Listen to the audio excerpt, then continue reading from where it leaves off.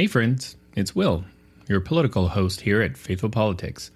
If you haven't seen our recent social media posts, I wanted to personally let you know about something new we're doing. This Friday at 12 p.m. Eastern, we're launching a special virtual lecture series called Beyond the Echo Chamber. It's a space where we step outside our usual podcast format and take a deeper dive into topics that deserve more time and reflection. And we're kicking things off with someone many of you already know, Dr. Matthew Taylor. He's a respected scholar in American Christianity, religious extremism, and how those forces are shaping our politics today. His talk is titled, Has Evangelical Christianity Become a Threat to American Democracy?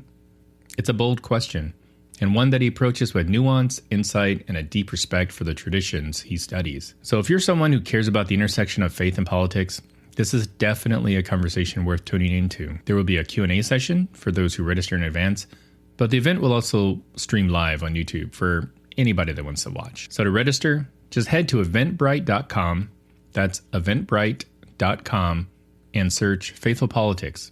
Or you can just click on the link in the show notes. We'd love for you to be a part of this important conversation. Now, as the kids who normally occupy this space would say, thank you, and enjoy the show.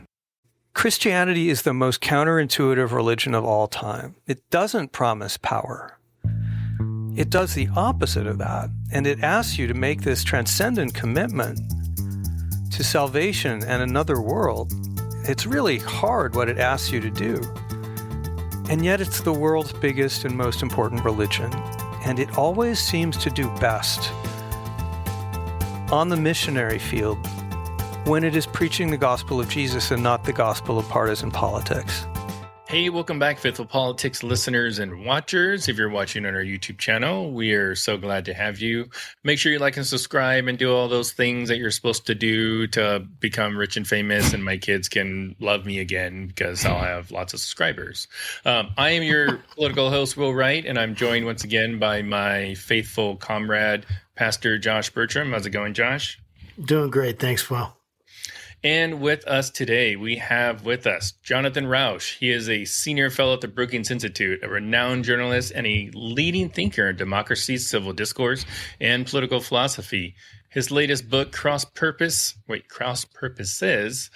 Christianity's Broken Bargain with Democracy, which is out now, examines the fraught relationship between Christianity and democratic governance, exploring how faith communities and democratic institutions have historically coexisted, and why is that relationship now, at risk? So we are just so glad to have you on our show, Jonathan Rauch. Welcome. Happy to be here. Thanks for having me. Yeah. So I at the top, we're going to talk about your book primarily. 99% of our talk is going to be about your book. I do have to ask you about a recent Atlantic article that you that you wrote. If you would enlighten us, if you had one word to describe Trump, like what would that be? This is could be a long conversation, so not sure if you want to go down that rabbit hole. But that word is a 7-syllable monstrosity, maybe patrimonialism. Is ism one syllable or two? Anyway, patrimonialism. I don't know. 6. All right. So, this is the concept of when the basic model for how the government is run is that the person in charge effectively owns the state as his or his family's personal property and family business. And it's the standard form of human state organization down through most of history. Most monarchies, operated that way. And it's also visible in cults and organized crime and street gangs. It's pretty much standard until the current form of modern government came along, which is bureaucratized and rule-based. And so it turns out that the way to think about President Trump is not a classic authoritarian or a fascist or a dictator, or a plutocrat. He is a classic patrimonialist. He's running the government as if it all belongs to him. Yeah, that's a new description of Trump, and I encourage everybody to read that article. And I'll make sure that I put the link to the article in the show notes. And we've had cult experts on the show, Stephen Hassan, like like nationwide cult expert, wrote a really great book called The Cult of Trump. Like had a very convincing argument on why we should view like cult in sort of his movement or cult Trump and his movement kind of through the lens of a cult. So I'm not even going to try to say it because I will embarrass myself. So we're here to talk to you about your book, Cross Purposes: Christianity's Broken Bargain with Democracy. Like why did you write this? Well, I sit here at the Brookings Institution. We're a think tank in Washington. I'm in the part that's trying to figure out how to make government effective and keep it working. And electorates all around the world are trying to figure out, are down on government. They're voting against incumbents. That's very true in the United States. We're becoming ungovernable in some respects, the level of cynicism and anger toward government. And I looked around and realized that I'd been ignoring the collapse of Christianity, which has happened really in the last 20 years, but at exactly the same period when we hit this crisis of loss of confidence in government, as well as epidemics of loneliness and social isolation and anxiety and depression. And we were seeing more and more kind of apocalyptic rhetoric heaped into politics. You know, it's the Flight 93 election, lose this one and it's all over. And we were seeing more and more politics seep into evangelical Christianity. So you had these two things, religion and politics, exchanging DNA in a way that was harming both. And so I said, you know, to understand the crisis we're having in our democracy, You've just got to look at what's happening to Christianity. And it turns out Christianity is a load-bearing wall in our democracy. And when it buckles, all kinds of things around it get weak or actually start to cave in. Man, that is like such a profound insight, you know, and as a Christian, I'm just wondering and thinking, man, what happened since the time I was born to now that's creating this issue? You know, I grew up born in the 80s, grew up in the 90s, went to high school in 2000s, all that. And I kind of watched this church, it feels like, go from really strong to really weak and to being challenged. And then hearing things like we're in a post-Christian nation, hearing things like we're moving beyond, we're going the way of Europe. These are the kinds of things that would be said in my Bible education in college and seminary.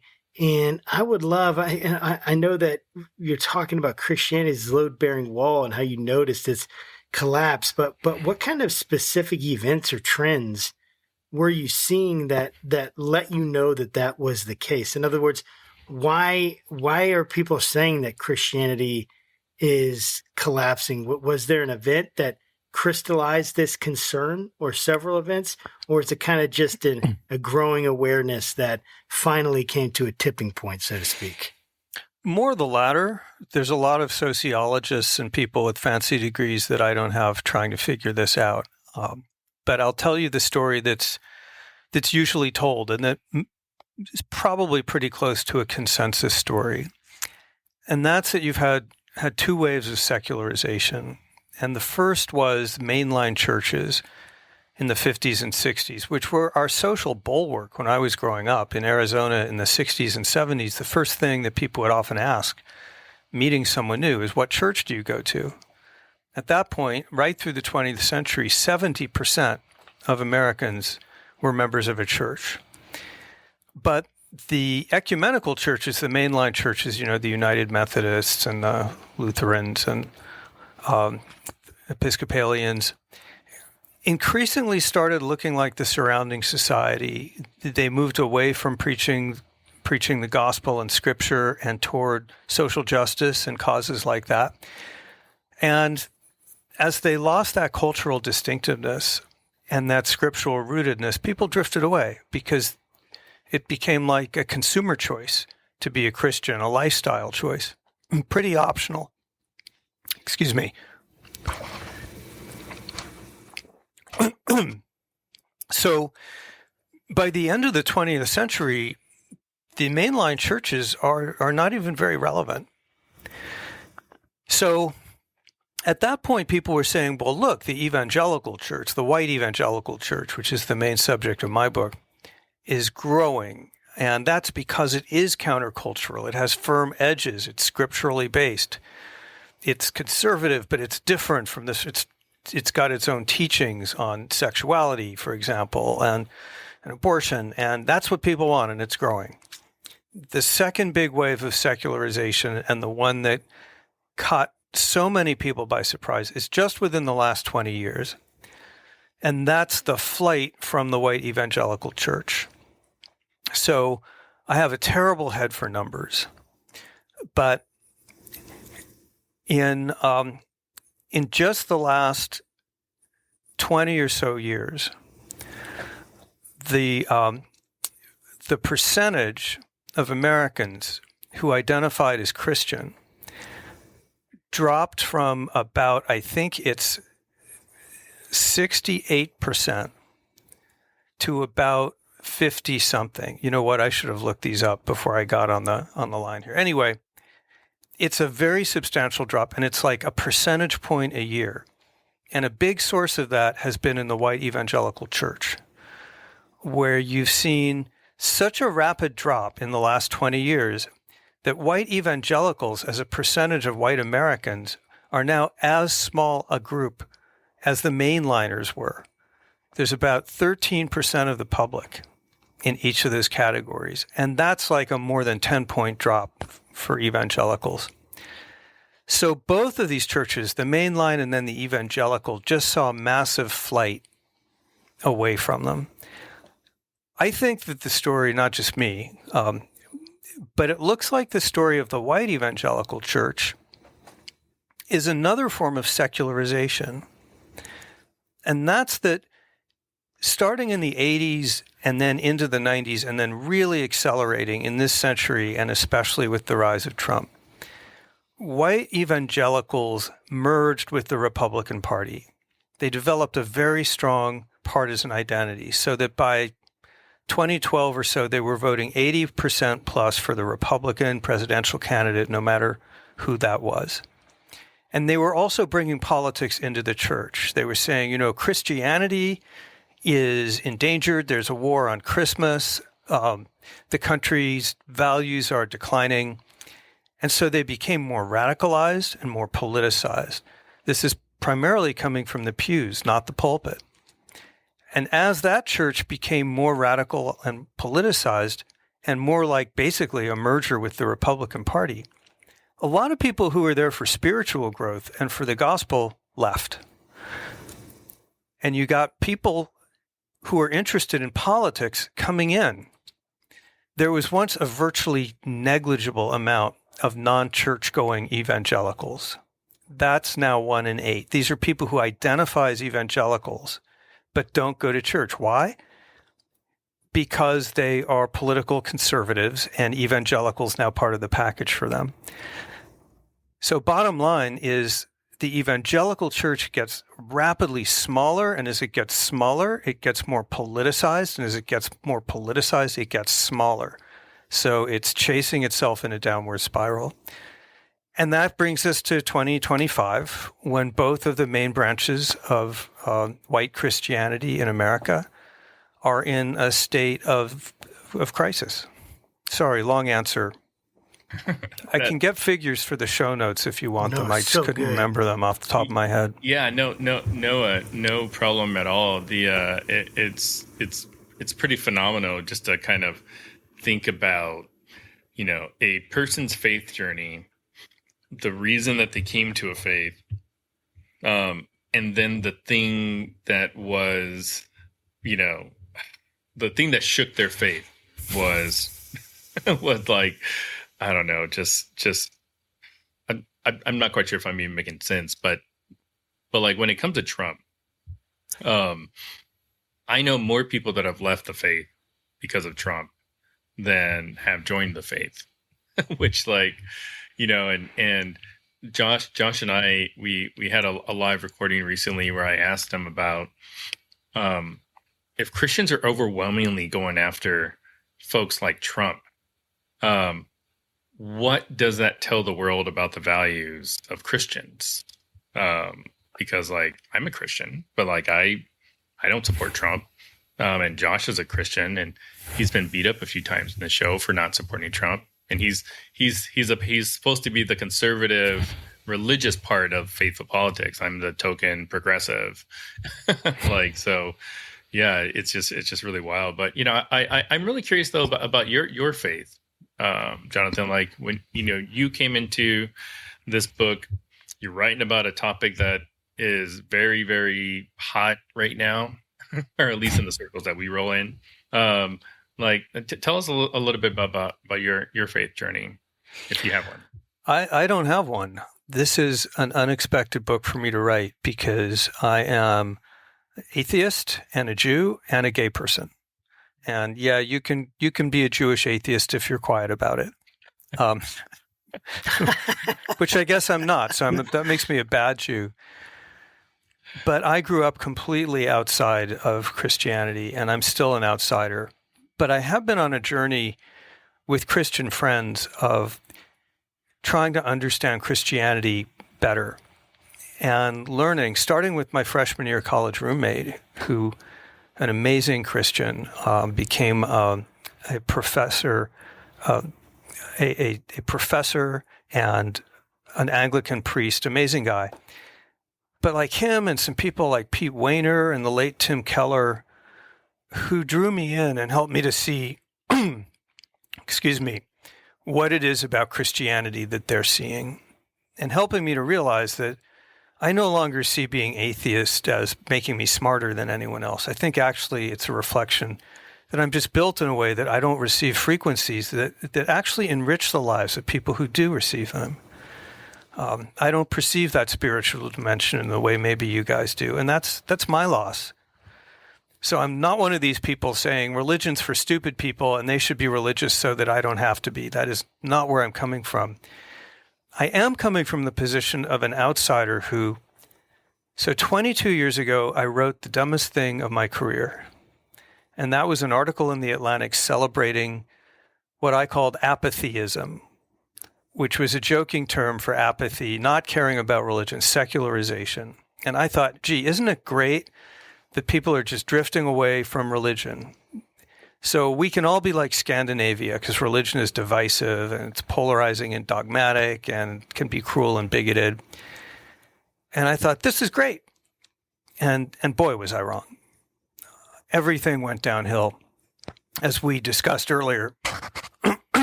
Excuse the burn in my throat. So my journey has been coming to understand that as a secular liberal, liberal in the sense of classical liberal, what the founders were, I need Christianity to deliver what it is that the founders expected of it. The founders all said, we can give you processes, we can give you a structure, the Constitution, but they all warned us it will fail if there's not virtue in the people. And so where did virtue come from? And they said, that's going to come from what today we call civil society, but that's your home, your school, your community groups, and especially it's the church. And they basically said, look, we seculars can't do this by ourselves. We need religion, specifically because it's a Christian country, Christianity, to inculcate Republican virtues of values like being honest and civil and truthful and the other things you need to run a constitutional republic. So my journey has been understanding that if Christianity doesn't do that job effectively, all the substitutes are worse. Like you get stuff like Soul Cycle and crystals, which might do a little bit for you, but they won't inculcate a multi-millennial tradition of theology, big sense of what's right and wrong. They won't give you public worship together. They don't give you prayer. All the way from that stuff, which is just ineffective at establishing, propagating civic virtue, all the way to stuff like QAnon and MAGA and wokeness, these substitute religions that idolize politics in weird and divisive and sometimes conspiracy-addled ways. So here I am, the atheist saying, look, I was wrong. If there's a substitute for Christian discipleship in our society right now, I don't see what it is. I'm just entranced by your words, to be honest with you. Just listening, they're so convicting to me. And it's this weird feeling of not a feeling like I told you so, or, oh, that's right. See, look, here's the atheist. I'm a pastor. So here's the atheist saying everything I would, no, not that like that at all, but just this sense of profound, I don't know, maybe just, maybe disturbance and sadness that it feels like we're groping in the dark, trying to find something to hold on to, some kind of purpose. We all want this purpose. We all want to be able to give a better world to our kids, and everyone's trying to find their way to do that. And it's we don't know how to do it. And the idea that we go back to some traditional, way of living is just so difficult for so many people to even wrap their minds around. And it's we've gone so far. It's just it's a very strange feeling as I'm hearing you talk. And I've heard this before, right? That Christianity, that the founding fathers, hey, I've given you a republic. If you can keep it, you need to have this virtue, this character that's going to sustain something like democracy, because once virtue and character is gone, then the people aren't going to make good decisions. They may make very bad decisions. And you don't have that sense of stability that might be there. But I would love for you to go into more depth, especially with the rise of Christian nationalism and situating this within our current moment. Is this the rebirth of something? Is it the rebirth of something old? Is this, in your mind, something new? Essentially, how is this disintegration of Christianity? And you've of course been alluding to this, and this answer will overlap with some of what you've already said. But even more specifically, how have these changes? What are they doing to democracy? Why is it? What institutions in democracy are being affected, and why, in your opinion, in your research, is this affecting them so much? What's the connection? There's a couple things to unpack there. One is about Christian nationalism, and the other is, what is it that's failing in Christianity that the founders counted on them to do? And those are different. Is there one or the other you want to go to, or do we want to go to both of them? You can go to the second one, like you're saying, about what is it that's failing. And then I'm sure we'll get into Christian nationalism as we move on in the conversation. So okay. That's fine. So the core of the thinking in my book, and the reason everyone should read it, or at least buy it, is this. It's that it turns out that the teachings of Jesus Christ are much, much closer to the teachings of James Madison, the father of our constitutional system, than they are like MAGA. And so I walk through that. Here's how. Christians say, no one I've talked to in the pastorate disagrees with what I'm about to say, except they say they might add repentance, number 4. But that Christianity stands on 3 fundamental pillars that define it and that are really different from other faith traditions in many respects. The first is don't be afraid, the most frequently repeated injunction in the Christian Bible. This is Jesus famously on the boat with the disciples in a storm, and they think the boat's going to founder and they're all going to drown. So they wake Jesus, and he just says, be calm. There's something sacred and special about approaching the world with a sense of calm, and focus on the next world rather than fear in this world. The second is imitate Jesus. I have yet to meet a Christian who doesn't accept that. And Jesus' ministry is focused on the least of these, on the poor and the outcast and the marginal. And that's a radical break with any previous tradition. And Jesus is a fundamental egalitarian because he believes in the equal God-given dignity of every single human being, no matter how high or low. And that's a radical innovation in the world. So the third pillar of Christianity is forgive each other. You're going to bear slings and arrows. People will do bad things, but it's God's place to judge, not ours. Okay, so why do I care about these things? I'm not a Christian. It's your religion, it's not mine. The answer is that all three of those things map onto the core Republican virtues that the founders needed us to uphold. Don't be afraid. That translates into sometimes you lose an election. It's not an apocalypse. It's not the end of the world. You need to have some confidence in your country and your fellow citizens that you can be out of power for a while, and you'll actually learn from that and come back better and stronger.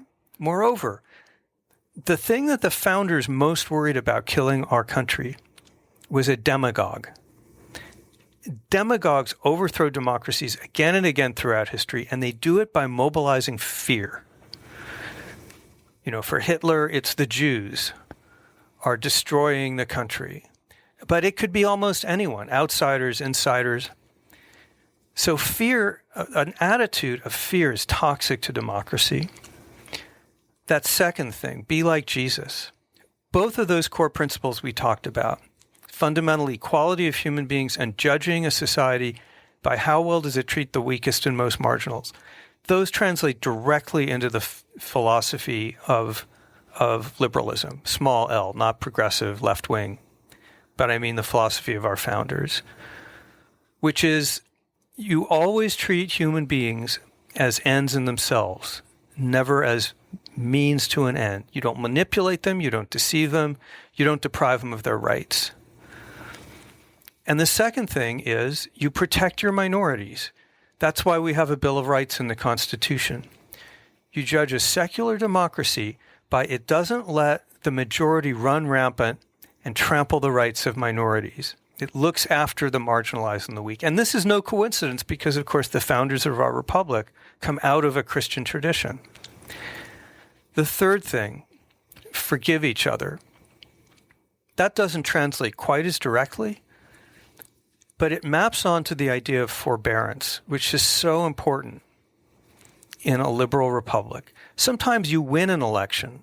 When you win an election, your goal is not to crush the other side, drive them out of the country politically, and salt the ground with the tears of their women and children.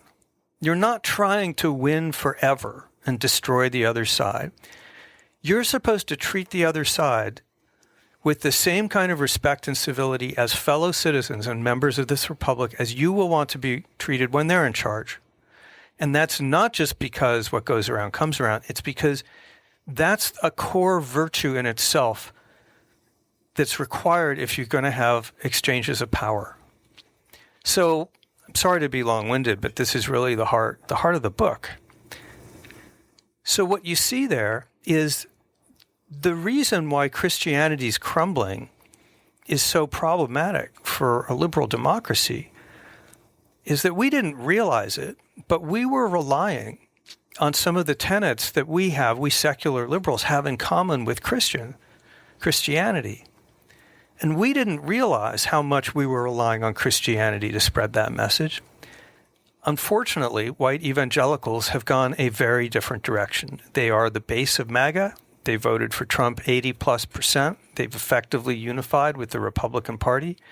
Be Not Afraid has been replaced to a large extent with what I call the Church of Fear. The country, Absolutely. there's a war on Christmas. Substantial majorities of white evangelicals say that their religion is under attack on a daily basis. And they're acting out of fear and almost panic. The second, be like Jesus. Well,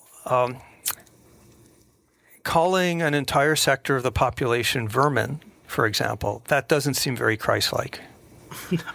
Reveling in the pain that you can cause your political enemies doesn't seem very Christ-like. But above all, of course Christians should engage in politics, as should people of all faiths. But if what happens is that they begin to sacrifice core religious principles in order to have power, that's going to corrupt them, and it's going to corrupt their church. And that's what seems to have happened, that movement away from Jesus. There's one of the best stories in the gospel. Jesus is baptized. He gets ready to start his ministry. In preparation, he spends 40 days in the wilderness. And Satan comes to him, takes him to the highest mountaintop, shows him all of dominion, and says, all of this will be yours if you bow down and worship me. And Jesus says, go away, Satan. Jesus is rejecting power as a betrayal of the Christian method. And that's what the whole church is built on. That's its whole appeal. Finally, I'm sorry, I'm long-winded again, but No, this is great. The third core Christian teaching, forgiveness. And that translates to forbearance, which is a rarely spoken of but crucial civic virtue. And that means sometimes you're going to win. Did I already say this? And you're not supposed to crush the other side. I think I went there already. But you have forbearance. You accept and you embrace pluralism, that people will disagree. And you don't try to punish people for that. You don't try to marginalize them or drive them out. So there I am looking at all this and concluding the last thing I thought I would ever say, given my background, that a lot of what's going wrong in America right now can be healed or at least helped if Christians would be not more liberal or conservative or Republican or Democratic or secular or anything else except more like Jesus. We need more Christianity, not less Christianity. I think that's really powerful.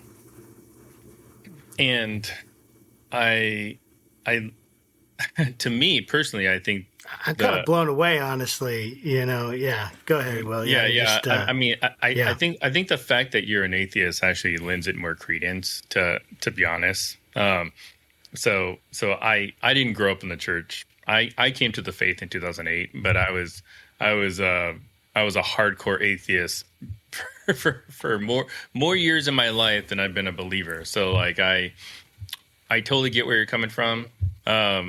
And one of the things that I've said as a Christian is I'm like, why are Christians trying to reinforce all the negative stereotypes that these marginalized groups already have about Christians? Like, you don't need to go on a tear against LGBTQ. Like, they already know, like you don't have to talk about, how Democrats are the devil, because like we already know. So it seems like, for generations that, whenever Christianity has become involved with politics, it's always been in the pursuit of power, in one form or another. And it seems like it's continuing to this day. So I'd love for you just to kind of do a little future casting, based on the trend, the dilution of Christianity. Where is all this headed? Well, Will, I wish I knew the answer to that question. It's kind of funny. Christians all ask me, the pretty unqualified person, what's going to happen? Am I optimistic? Do I have hope? When I ask Christians that question, a room full of Christians, which I like to do, I say, raise your hand if you're a Christian. and most hands in the room go up. And then I say, keep your hand up if you're dissatisfied with the direction that the church has taken. And most hands stay up. And then I say, keep your hand up if you have hope that this could be turned around. And most hands still stay up. This fair number go down. So I can tell you Christians have hope. I can tell you that what white evangelicalism is doing now is not working. It is rapidly shrinking their church. So maybe they should try something else, and maybe that something else should be more like the teachings of their Lord and Savior. Maybe that would work better. After all, Christianity is the most counterintuitive religion of all time. It doesn't promise power. It does the opposite of that, and it asks you to make this transcendent commitment to salvation and another world. It's really hard what it asks you to do. And yet it's the world's biggest and most important religion. And it always seems to do best on the missionary field when it is preaching the gospel of Jesus and not the gospel of partisan politics. Russell Moore, who you've heard of, he's the editor-in-chief of Christianity Today. Yeah, had him on. Yeah, wrote a wonderful book called Losing Our Religion, an altar call for Christian America. And he has this wonderful quote. He says, if we want to know why young people are leaving our church in droves, it might be because if all we offer them is a choice between paganization and secularization, they'll choose one or the other. And that seems to be the case. But so you tell me, what does the future hold? I don't see in the near term, maybe 50 or 100 years, but in the near term, in the intermediate term, I don't really see a replacement for Christianity, for the kind of teaching it develops, for its deep institutional roots, for the kind of community that it can provide, and above all, for the wisdom of its scriptures. And so I think if Christianity doesn't rediscover those core truths that we're talking about and realign itself so that it's aligned with liberal democracy and with our Constitution instead of pulling the other direction, if that doesn't happen, both Christianity and liberal democracy are in trouble. Yeah, I want to try to take a stab at that question and maybe get your thoughts, because this is something I have really kind of thought a lot about, because I do care about like the Christian faith. I care about its people. I care that it's given me tools to kind of navigate this crazy life. So, I think that that we are going to see a fracturing of the church probably in a much greater extent than we are already seeing it. Kind of like the fracturing of the Republican Party. They do seem to be sort of on parallel tracks of like, you've got folks that was born and raised a Republican like Josh. And now he's like, I have no idea. Like, I haven't voted for a Republican in the past, two or three elections or something like that. So like, is he even still a Republican? So I can foresee the church kind of fracturing, trying to find its own place. Maybe another denomination become, formed or developed. So yeah, that's what I think. What do you think about that? Well, Russell Moore, who I pay a lot of attention to, he's been a real guiding light for this work, says that if renewal comes, it won't be in the form of a big schism, a big battle between the pro-MAGA church and the anti-MAGA church, and one side will win. He says it'll come from the grassroots, from the bottom up, and it will come from a new generation of seekers, a new generation of pastors, new church plantings. It'll come from the small groups that take place in the evangelical world. And it won't look like your grandfather's or your father's, big cathedral or mega church. It's going to be more customized and more personal to this generation. They want something more personal and customized. But he says again and again throughout history, when Christianity has gotten too too power hungry, when it's become corrupt, or when it's just started to fade, that this is how it renews itself. And I tend to think that's right. Will it happen? I don't know. But I just look at the odds that Christianity has faced over 2,000 years, beginning with the fate of its Savior. And I think, well, there must be something in here that's not going to die off. So that's my hope. That said, it'll sound a little cynical, but if white evangelicals wanted to kill the church, they could not do a better job than what they're doing right now. That'll preach. Attaching themselves to a political party and endorsing things like, okay, so pollsters asked, do you agree or disagree that illegal immigrants are poisoning the blood of our country? This is a question they never even thought they would have to ask in America. But after Trump said it, they asked. And they broke it down by religious groups. In only one category of religious groups did a majority agree to that proposition. 62%. And that's white evangelicals. Is this from the PRI survey? I think it is. Yeah, I could easily tell you and put it in the show notes. Yeah, I think that is PRI, right? It's just so disturbing.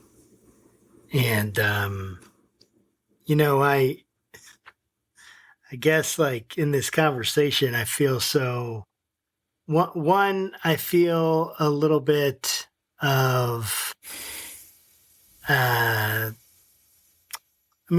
little bit of confirmation in what I feel like, you know, I'm a very spiritual person, so I feel like God has spoken to me. I also grew up Pentecostal, so that's kind of like what they said all the time. And that was my experience, and that's kind of like guided a lot of decisions of my life. And I came and I planted a church in Richmond, Virginia, and I didn't want it to be like a normal church that was just, hey, come here, we're going to have the smoke, the lights, everything, and let's attract, you know, everyone who wants to be at a church. And, you know, I was very cynical of that. And then, you know, I tried to start a house church movement and house church network, and several things happened and it just didn't work out. And we're meeting in a building now. And my heart though is still like, I've said it before, like I'm not going to hang a MAGA flag and I'm not going to hang a rainbow flag outside of the church. Anyone is welcome here, but that's not the gospel of Jesus. Did anyone want you to do that? No, well, someone might have wanted me to hang a MAGA flag, but I don't know if anyone, they didn't get a lot of pressure, but I did, in my church experience, there was this sense where people from, well, I was at a church in Ohio, and there are a lot of people that left because we weren't political enough. We weren't essentially, you know, a Republican enough or speaking out against things. And so, yeah, I think there is that pressure there in the evangelical world to, you know, be pro-Trump or to be pro, you know, this kind of, I mean, we call it Christian nationalism now. At that point, it was just like, and I'm sure that wording was around, but we just didn't use that. I didn't talk that way. And it was just like, hey, you need to be pro-military, pro-America, pro-everything. And you know, and I just saw it as patriotism, you know, and never really thought about any of the issues until I started reflecting on it deeper. And it's been an enormous struggle for me because I've been trying, and Will goes to the church and he knows, and he's liberal, and we have some people from the LGBTQ community there. And I'm trying to wrestle with my convictions in my heart, my emotions about, I just care about these people and I just love these people. And then what does God think? What does my scriptures say? How do I interpret that? How do I interpret it honestly and not try to change certain methods of interpretation to fit what I want? And either side of that, you know, I'm not just like saying like, oh, I need to like somehow like a pro, like a more liberal stance from some of the more liberal scholars, quote unquote, liberal scholars, like that I'm pushed towards that. I'm saying on both sides, like there are methodological considerations in this. So all that's to say, like, I have been wrestling with this so much. How do we create a church for this new generation and for people that are going to want to come and be a part of it? And yet, how do we maintain these convictions? And Will and I have talked about this ad nauseum. We've tried to, wrestle with this because he has very different views than I do, but he's able to be at the church.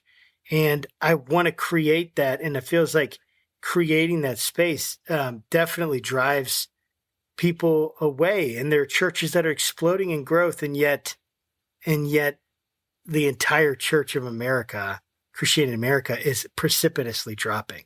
So something is wrong with the picture, as you're kind of pointing out. And I've been spinning my wheels, feeling so discouraged at times, like that there isn't the growth that I want. And I'm like, what am I doing wrong? Maybe I should just, and then wanting that mega church and all these things. It's been a road, to say the least. And I guess the reason I'm getting into all that is because when you're saying this, man, I'm like, man, we're on the right track, but it's so hard to do it. It is so difficult right now to be a pastor that tries to stay in the middle. Do you currently have an active pulpit? Yes. A church? So you're ministering to a church right now? Yes. Yeah. And yeah, do you feel like to the church? Do you feel like right now you're getting pressure from your congregants to be more political? No, not right now. No, I don't.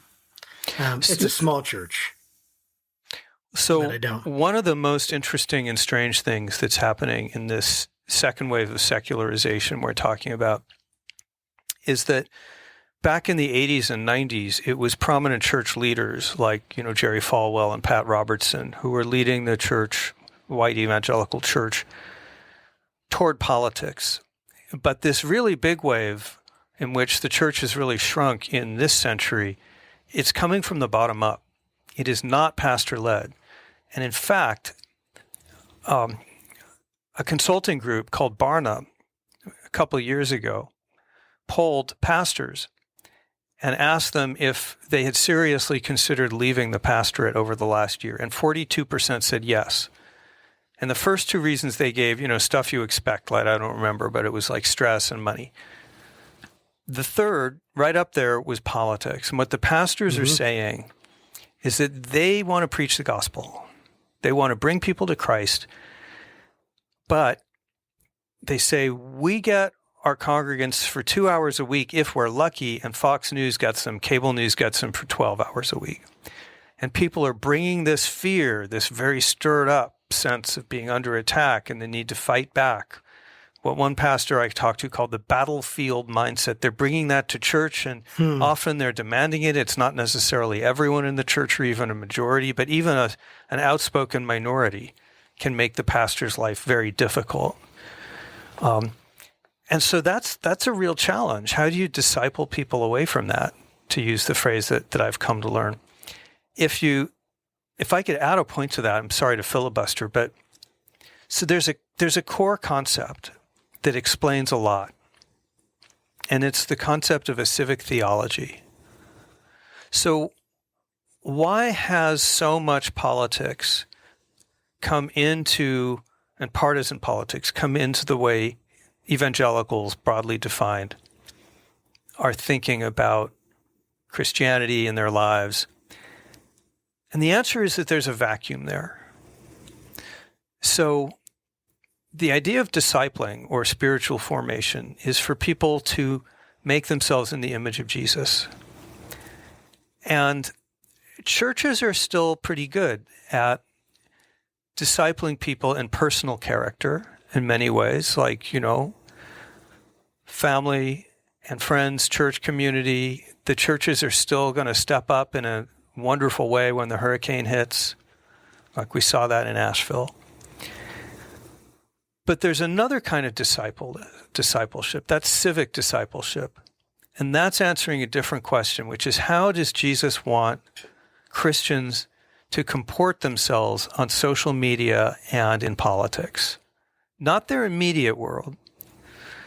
But as David French says, he's New York Times evangelical, maybe now ex-evangelical, he says, it just won't do to say, I may be an asshole on Twitter, but you should see me in the soup kitchen. That you can't have Christianity just in the personal side of your life and then behave the opposite way in the civic side, the political side, where you're calling people names, where you're actually engaging in hateful gestures toward, I don't know, it could be immigrants, calling people vermin. And so the gap that needs to be filled there is a Christian civic theology that develops the ways that Christians should approach politics, social media, and places like that. That's the gap that's got to be filled. And there are people working on that, actually. I think more and more Christians have realized, hey, wait a minute, we didn't pay attention to the civic and public aspects of Christianity. So like Michael Ware is looking at that, and Curtis Chang and the aforementioned David French, Russell Moore have a program they're starting. The After Party? Yeah, the After Party. Mm-hmm. There's a small but growing contingent of Christians who are starting to think about that. The biggest example in my book of really advanced, impressive thinking on civic theology is the Church of Jesus Christ of Latter-day Saints, who are just way ahead of the curve on this and just doing some remarkable things, both in thinking about civic theology and actually practicing it. And I think they can be an inspiration for Christians. Whenever we think about the destruction of the American Christian church, I don't think that think tanks and political organizations can wash their hands free of it, because it seems like for decades they have found that you have voters all in a building that if you can just cleverly put your flyer, on a table or something like that, that you're going to increase the likelihood that somebody will learn about your campaign. And I know, having talked to Catherine Stewart, who's written a bunch of really great books about the subject, and Ann Nelson, who wrote a really great book called The Shadow Network.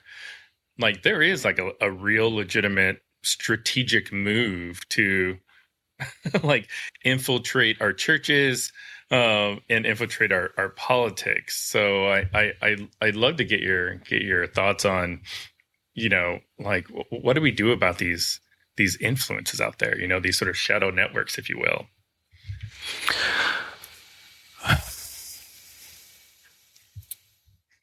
I'm pondering that.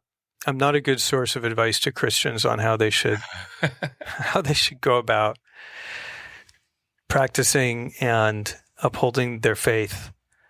I guess. I'm sorry. Oh, I was going to maybe I can sort of change the characteristics of the question a little bit, such as, you've got Christians that want to be involved in politics, which they should. But you also have Christians that want to sort of speak out against the stuff that's making them look bad. But there's just all this pressure, and even pastors have the same kind of pressure. If the Bishop Marianne in DC that gave a message about, loving your neighbor and grace, and it prompted a post by Trump about it. So, how can any sort of believer, especially if you believe in a pluralistic society, kind of stand up for themselves and Dude, you're a Christian. That's what Christianity is the world's religion that's based on people standing up and doing what's right, even if it cost them pretty dearly, and it did for your Savior. Mm-hmm. So I don't have the answer to that, and you guys need to find the answer to that, right? One of the pastors that I interviewed for my book had a phrase that stuck with me. This is someone who's thought about quitting, as I would ask them the same question. And like one pastor said, are you kidding? I've thought seriously about quitting 4 times in the past year. And this guy I'm referring to now said that he thought about quitting, but he said he stays for what he calls the church within the church.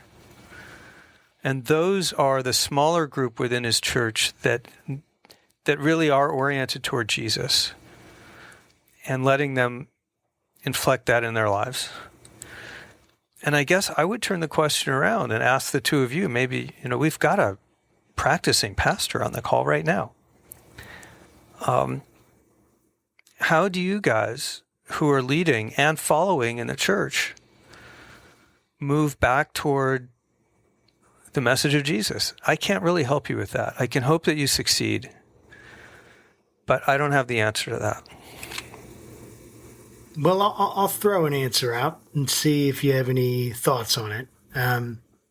One thing is that I really do try to preach Jesus. So, like, I go and we've gone through the Sermon on the Mount. We're going through it. It's taken a long time, but there's really deep stuff in there. We also try to talk about it and really talk about what's going on. I'm trying to encourage critical thinking within the church, really challenging the basically like the reigning mantra, which seems to be, I feel, therefore it's true. Yes. I feel like this, it must be true. I feel like this, it must be true. And say, okay, well, our feelings, they're real, but they're not necessarily true.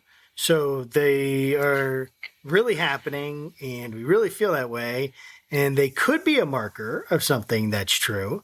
But that's going to require us to slow down a little bit and think about this. So, like, I'll give you an example. We talked about divorce, and I presented 4 options that people had interpreted for divorce. And those are just 4 of the like mainline, like just the main, not mainline, but main evangelical like scholarship on it. And I basically said, some of you are going to want me to come down on one position here, but I would rather have a conversation about this. And even how do we even talk about something like this?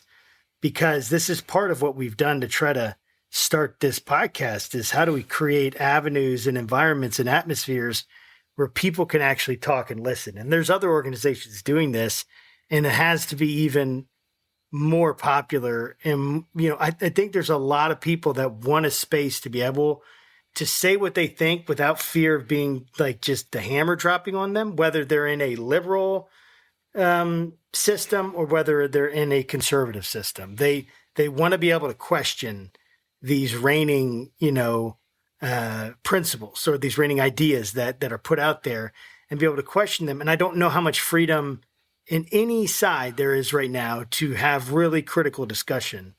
And so a big part of us in this podcast, and even what we're trying to do at the church, is to bring discussion into the center, where someone like who's trans could say, this is how I am, this is how I feel, I don't understand why, and really express themselves and express what they think. And then someone who's in a different generation can talk and they can both understand each other.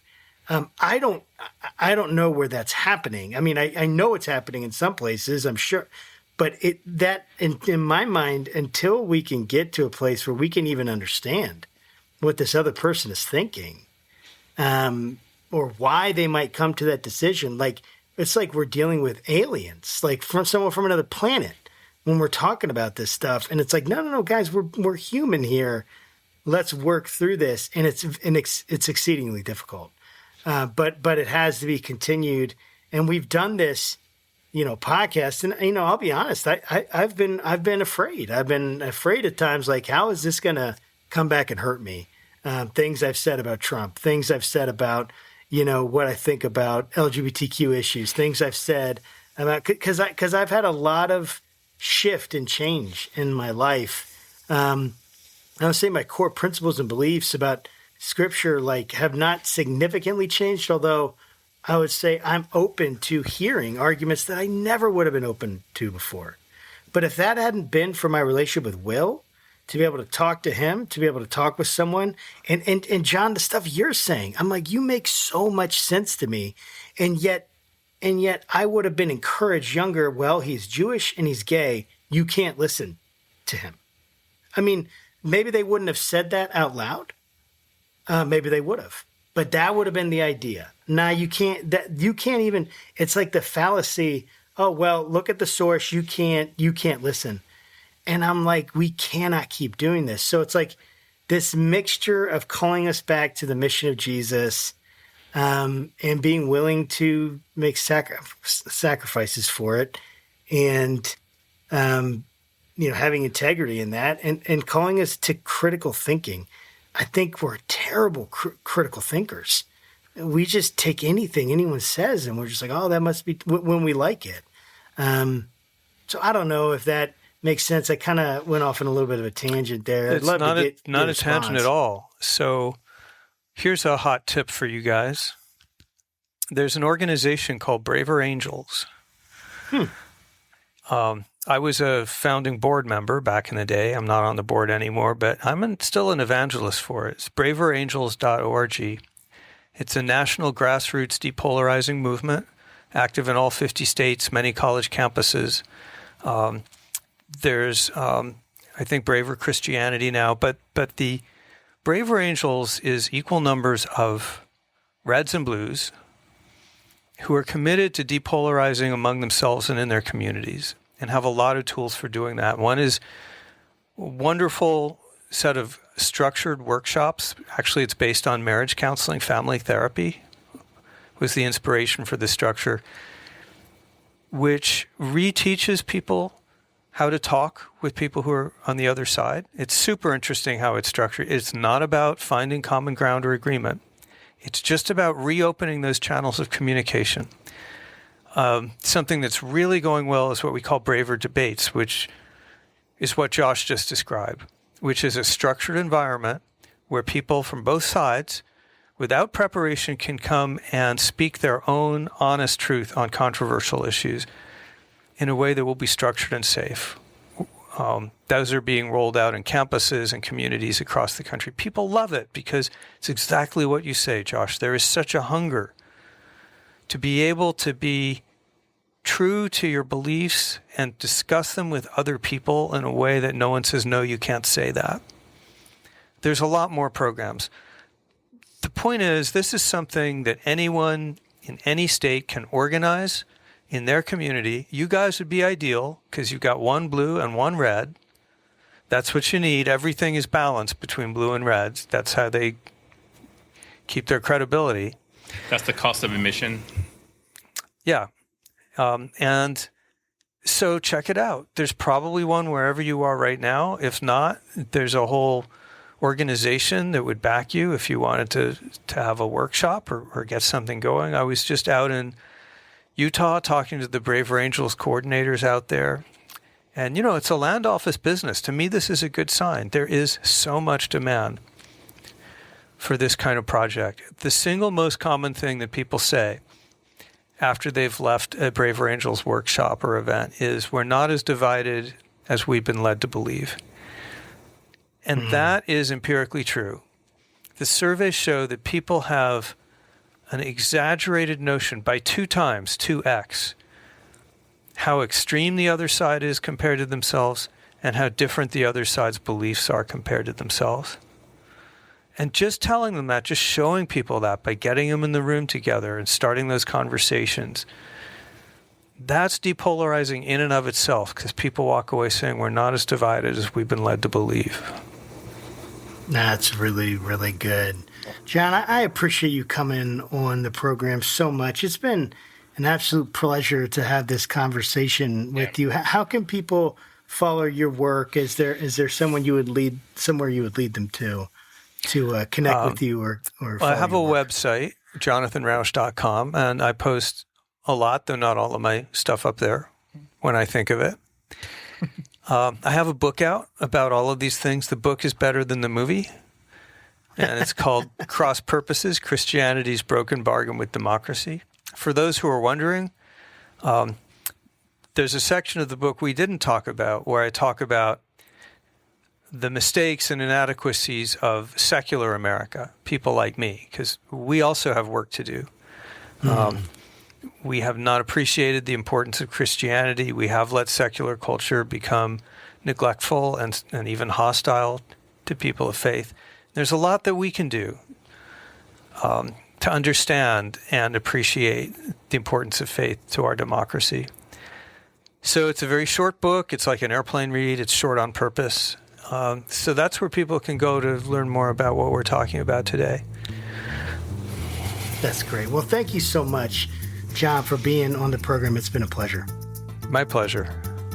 Absolutely. And to our viewers and listeners, guys, thanks so much for joining. We'll put all the links to John's stuff and books and website in the show notes. And until next time, guys, keep your conversations not right or left, but up.